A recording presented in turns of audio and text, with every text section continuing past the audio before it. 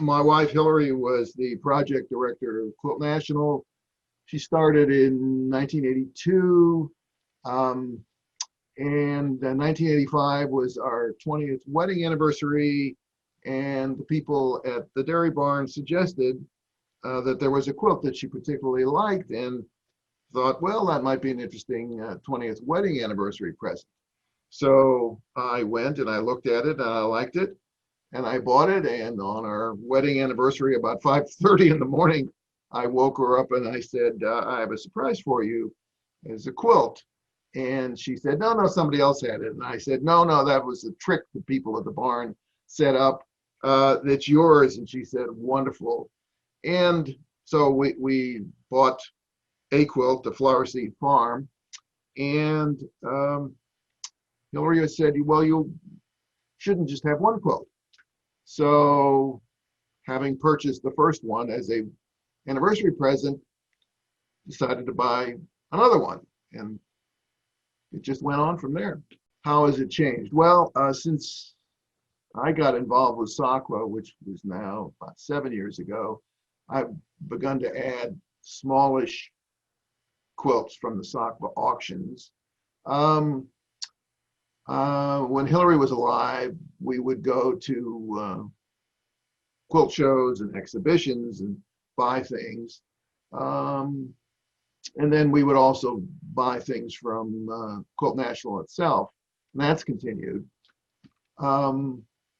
So I guess it's changed because it's more small quilts. Well, I look at the design and I look at the colors and whether it appeals to me, something I'd like to have on my walls. This is a piece, I think it's Sue Benner. It's a diptych, was in Quilt National. So what I liked about it was the colors and the abstract, and it's a fairly sizable quilt. So it was just sort of the kinds of things that I really like. I guess of the representational quilts, this is, I guess, in a sort of an abstract sense.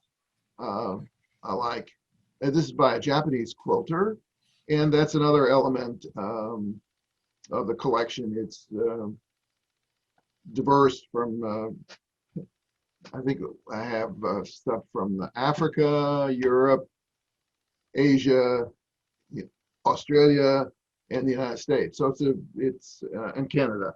So it's a diverse geographically. So this illustrates some of the diversity internationally and representationally. And I like the colors. And this is a quilt by Tim Harding. And I have a good friend who has kidded me for years that he would love to have this quilt in his house.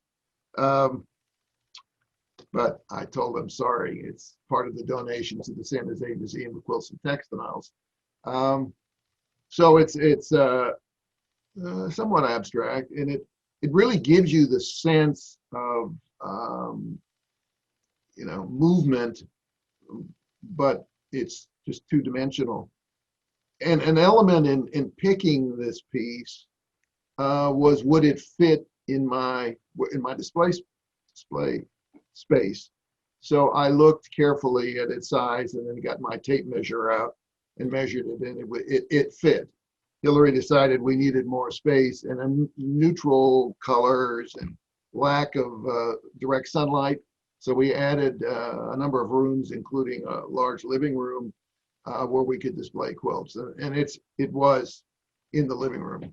This is a quilt by Miriam Nathan Roberts, who, and one of the reasons I picked it, first of all, I like the imagery, but also Miriam was a really good friend who we first met at Quilt National, I think it was 1987 or 1989. And we became friends, and when we would go out to California to visit my family and then later my children, we would always go visit Miriam and Peter. And for years we wanted to get a quilt by Miriam, and she would never sell them. And finally, in I think about 2005 or so, she decided she would sell, and this was a Quilt National piece that I purchased. So it has a personal element in terms of the artist, as well as I love the quilt. This is at, you can't get a sense of the size. This is, I think, 60 or 70 inches on each dimension. It's quite large. It's again one of those quilts that I had to measure to see if I could hang it. And what I love the colors, but what is really fascinating is the construction. In some ways, it looks like it's painted, but it actually isn't. The artist constructed it by using fairly small pieces of fabric and piecing them together to make this sort of gradations of colors. And I just love the whole thing, the design, the colors, and the construction. And it's both looks interesting both on a small scale, which is what we see on your computer screen, but also when it's actually hanging. Yes, now there's a couple different stories about this. This is Laura Wasilowski, Chair Mail is the title. And one of the things Hillary and I used to do is to drive up to Worcester, Ohio, to see the Ohio Light Opera. And when we were there, we would drive a little ways away to Oberlin, Ohio, where there was a fiber exhibition in the summer. And we would drive up there and we walked in and just to look at the various quilts they had. And I walked into the exhibition and I was walking around looking, and I turned the corner and there was this quilt, and I said to Hillary, we have to have this quilt. It's a stamp, which is my, one of my hobbies, and the colors are gorgeous. So it jumped out at me and said, buy me. Well, the 5 quilts that we showed were ones that Hillary and I bought together, and they're part of the donation to the San Jose Museum of Quilts and Textiles. The quilts purchased between 1985 and 2012. I donated those, and I've continued to purchase quilts since then. I should say it's not an investment. I'm buying, I'm not buying something because I'm going to be able to sell it. I'm not buying stuff because it's all by one artist or one state or country. I just buy things that I like. It's a wonderful medium to me. It's a way of expressing yourself using fiber. It comes in a whole variety of sizes, a whole variety of prices.